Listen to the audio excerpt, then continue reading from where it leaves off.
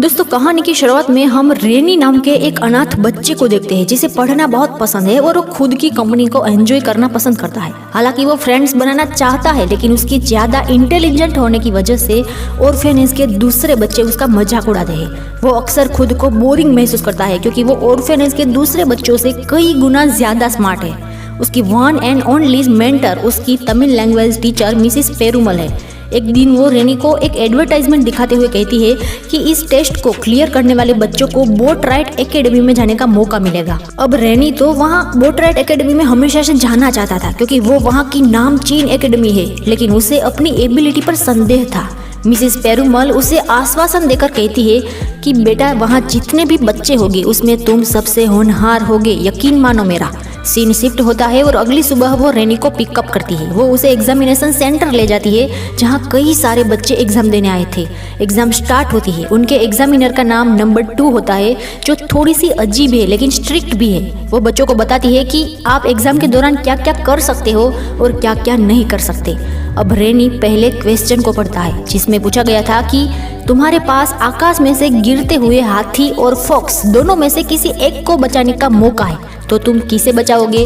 रेनी जवाब देता है कि वो हाथी को बचाएगा, इस उम्मीद में कि इससे फॉक्स की हड्डियां टूटनी भी बच सकती है। इस तरह दोनों बच जाएंगे। ऐसे ही सारे क्वेश्चन के आंसर्स लिखकर वो लास्ट क्वेश्चन तक पहुंच जाता है। लास्ट क्वेश्चन ये था कि क्या तुम बहादुर हो? अब रेनी इस बारे में सोचता है और लिखता है कि I would like to think so, मुझे इस बारे में सोचना पड़ेगा। अब टाइम खत्म होता है और नंबर 2 सबको अपनी पेंसिल नीचे रख देने को कहती है। फिर वो बताती है कि जो स्टूडेंट्स इस एग्जाम को क्लियर करेंगे उन्हें इस एग्जाम के सेकंड फेज में प्रवेश मिलेगा। वो ये भी बताती है कि सेकंड एग्जाम के लिए सिर्फ पेंसिल और इरेजर लाने की अनुमति है। जब रेनी ने उससे पूछा कि अगर शार्पनर की जरूरत होगी तो क्या उसे दिया जाएगा, तब वो बताती है कि उसकी एग्जाम के लिए आवश्यक सब कुछ मिल जाएगा। फिर थोड़ी देर बाद रिजल्ट डिक्लेयर होता है जिसमें सिर्फ रेनी का नाम था। ये सुनकर बाकी के सभी स्टूडेंट्स निराश होकर क्लासरूम छोड़कर चले जाते हैं और रेनी अपने नेक्स्ट एग्जामिनेशन हॉल में जाता है। अंदर जाते समय वो देखता है कि रोंडा नाम की लड़की की पेंसिल नाले में गिर जाती है, लेकिन उसके दोस्त उसे इग्नोर करके चले जाते हैं। पर रेनी वहीं रुककर उसकी हेल्प करता है। एग्जाम स्टार्ट होने में कुछ मिनट ही बचे थे, इसलिए वो अपनी पेंसिल के 2 भाग करके एक रोंडा को दे देता है। रोंडा थैंक्स कहकर उसको एग्जाम के दरमियान हेल्प करने को कहती है, लेकिन इस बात का रेनी इनकार कर देता है। एग्जाम हॉल में नंबर 2 स्टूडेंट्स को बताती है कि एग्जाम के दौरान जो भी बोलेगा उसे डिस्क्वालीफाई कर दिया जाएगा। वो ये भी कहती है कि एग्जाम लंबी और कठिन होगी। उस पर क्लासरूम की एक लड़की कुछ कमेंट करती है तो उसे बाहर निकाल दिया जाता है। अब रेनी अपना हाथ ऊपर कर इशारों में बताता है कि उसे शार्पनर चाहिए। नंबर 2 समझ जाती है और उसे परमिशन दे देती है। फाइनली एग्जाम शुरू होती है और कुछ ही सेकंड में एक लड़का चिल्लाते हुए भाग जाता है क्योंकि क्वेश्चन बहुत टफ है। रेनी उन क्वेश्चन पर ध्यान देता है जो समझना बहुत मुश्किल है। ज्यादातर क्वेश्चन इतिहास और भूगोल के बारे में पूछे गए थे, लेकिन फिर भी रोंडा जो रेनी के आगे ही बैठी थी आधे घंटे में पेपर पूरा कर देती है। जाते जाते वो रेनी के लिए एक चिट्ठी गिरा देती है। रेनी नोटिस करता है कि उसमें सब क्वेश्चन के आंसर लिखे थे, पर रेनी उसे नहीं उठाता और खुद स्ट्रगल करने लगता है। क्लासरूम का एटमॉस्फेयर इतना तीव्र होता है कि कुछ स्टूडेंट्स ऑलमोस्ट रो देते हैं। रेनी एक भी आंसर नहीं जानता, लेकिन क्वेश्चन को ध्यान से पढ़ने पर उसे पता चलता है कि पहले क्वेश्चन का आंसर लास्ट क्वेश्चन में ही छिपा है और इस तरह सारे जवाब सवालों में ही छिपे हैं। फिर रेनी इजीली आंसर लिख देता है। थोड़ी देर बाद रिजल्ट डिक्लेयर होता है और फिर से केवल रेनी एकलौता पास होता है। वो थोड़ी देर के लिए शॉक्ड रह जाता है क्योंकि रोंडा ने भी चीट किया था। वो मुस्कुराकर उसे अगली एग्जाम के लिए शुभकामना देती है। थोड़ी देर बाद क्लास में स्टिकी वॉशिंगटन नाम का A ग्रेड का स्टूडेंट आता है। स्टिकी के पास आइडेंटिटी मेमोरी है, यानी वो सब कुछ याद रख लेता है जिसे वो एक बार देख ले। वो भी उसकी बैच में एकलौता पास हुआ था। थोड़ी देर बात करने पर पता चलता है कि उन दोनों के साथ सेम चीजें हुई। वो दोनों उस लड़की से मिले जिसने उसकी पेंसिल गिरा दी थी। अब उन दोनों को पता चलता है कि उस चाल का एक्चुअल मोटिव उनकी लॉयल्टी और काइंडनेस को चेक करना था। तभी अचानक एक लड़की दौड़ती हुई क्लासरूम में आती है जो खुद का नाम कैट बताती है। एक्चुअली वो एथलेट थी और उसने भी एग्जाम क्लियर की थी। फिर क्रिस्टा और ड्यूवी नाम के 2 और स्टूडेंट्स आते हैं जिन्होंने भी एग्जाम क्लियर की होती है। उन दोनों को पूरा विश्वास है कि उन्हें बोट राइड एकेडमी में जाने का मौका जरूर मिलेगा। फिर सभी स्टूडेंट्स को उसके नेक्स्ट सुपरवाइजर मिलीगन से मिलाया जाता है। नेक्स्ट एग्जाम के लिए वो सभी को एक एक करके रूम में जाने को कहता है। सबसे पहले वो क्रिस्टा को जाने का ऑर्डर देता है। वो कमरे में जाती है जहाँ पूरा फ्लोर चेस बोर्ड पैटर्न का होता है। फर्श पर लिखा था कि व्हाइट या ब्लैक स्क्वायर पर पैर रखे बिना इस कमरे को क्रॉस करे। क्रिस्टा ये नहीं कर पाती और मिलीगन उसे डिस्क्वालीफाई कर देता है। उसके बाद ड्यूवी कमरे में प्रवेश करता है और येलो मार्बल पर जंप करते हुए मिशन कंप्लीट करता है। फिर केट की बारी आती है। वो अपने बकेट में से रस्सी निकालकर सामने के डोर से अटैच करती है।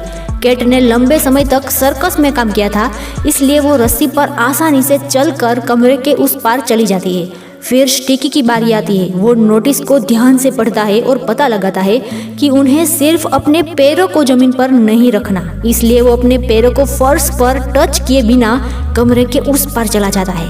फाइनली रेनी की बारी आती है। वो काफी देर तक सोचता है और उसके बाद नॉर्मली चलकर कमरे के उस पार चला जाता है। जब बाकी के स्टूडेंट्स उससे पूछते हैं कि तुमने कैसे एग्जाम क्लियर की, तब वो बताता है कि हम लोगों को स्क्वायर पर पैर नहीं रखना था, लेकिन मार्बल्स तो लंबचौरस था ना, इसलिए हम उस पर पैर रख सकते थे और मैंने ऐसा ही किया।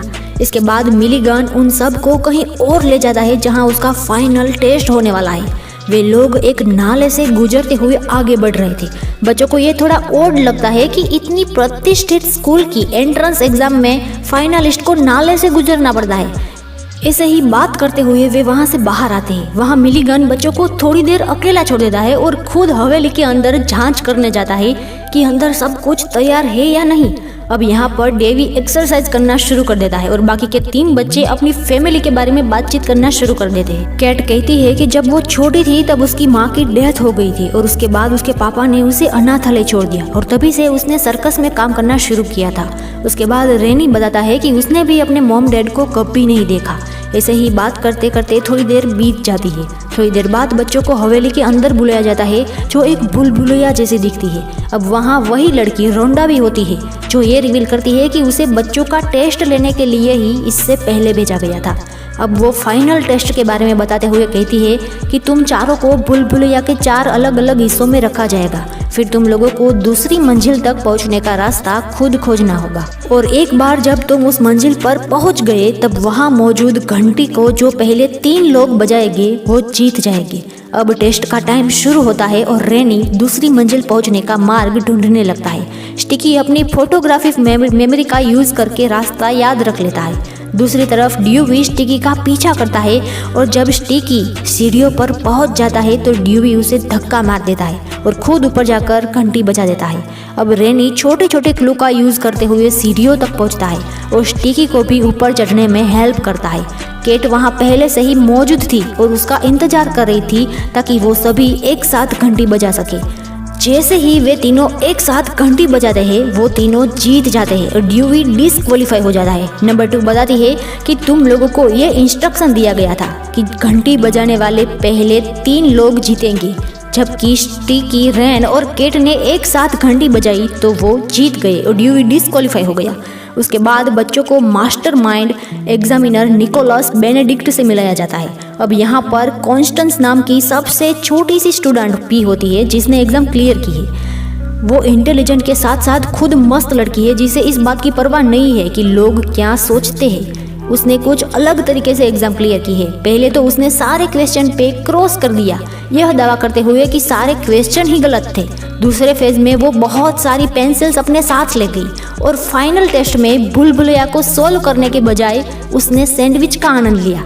उसकी यूनिक पर्सनालिटी की वजह से उसे सिलेक्ट कर लिया गया। फिर मिस्टर बेनेडिक्ट यहाँ पर ये रिवील करते हैं कि तुम बच्चों का सिलेक्शन बोट राइड एकेडमी के लिए नहीं बल्कि दुनिया को बचाने के अंडरकवर मिशन के लिए चुना गया है। ये सुनकर बच्चे थोड़ी देर स्तब्ध रह जाते हैं, लेकिन मिस्टर बेनेडिक्ट बताते हैं कि तुम लोग ही अब दुनिया को बचा सकते हो।